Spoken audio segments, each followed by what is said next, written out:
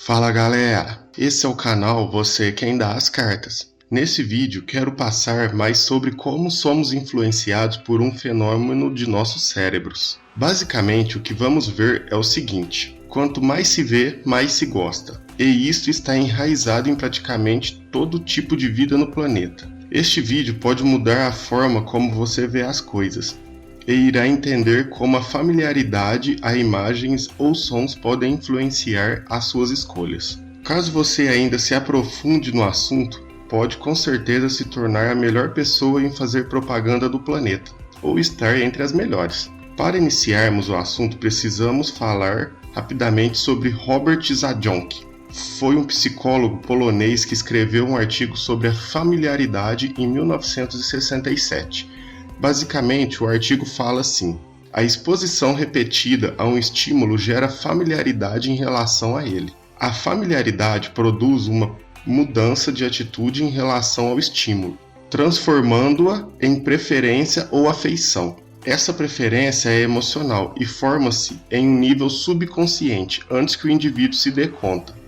Ou seja, quanto mais se vê, mais se gosta. Em 1968, Robert realizou um experimento que testava o efeito da mera exposição. No experimento, ele mostrava a pacientes slides de símbolos e repetia alguns símbolos mais do que outros. E o que se percebeu é que quanto mais um participante viu um certo símbolo, mais ele gostava dele e tendia a escolher esse símbolo no final do estudo. Esse estudo foi repetido inúmeras vezes com símbolos, imagens de pessoas, paisagens e por aí vai.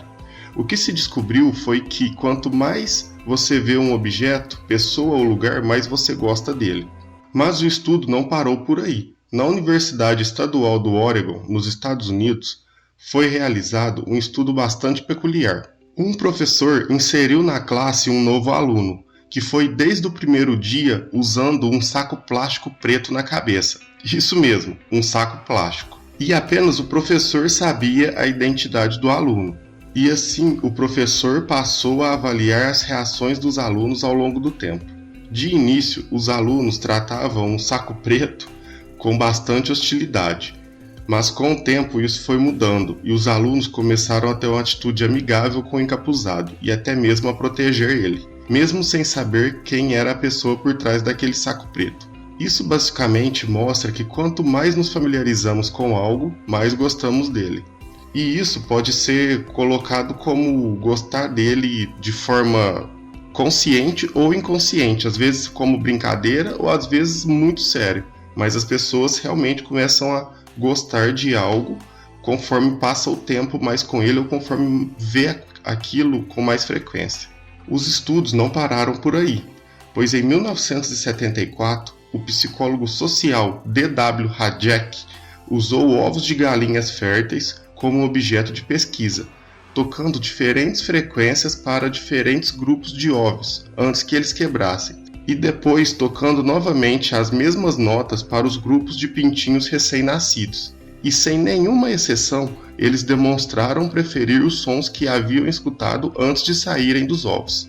A pesquisa que Robert realizou mostra que preferência por coisas familiares se baseiam exclusivamente no histórico de exposição a elas, e que crenças e atitudes pessoais do indivíduo não têm qualquer influência no processo. Basicamente, Robert descobriu que o sentimento de afeto muitas das vezes não se baseia em um julgamento racional. Em um artigo de 1980, Robert chega a argumentar que os sentimentos e os pensamentos são totalmente independentes um do outro. No caso, ele indica que os sentimentos não só precedem os pensamentos, como influenciam diretamente na tomada de decisão das pessoas. E claro que como tudo isso era novo na época, foi palco de muitos debates e conversas por aí, em meio psicólogos, nas universidades e por aí vai. Mas hoje em dia já se sabe que muitos dos argumentos de Robert estavam certos, pois é inquestionável que a exposição repetida a uma marca ou objeto traz apego a ela. E isso também serve para uma atração por outras pessoas.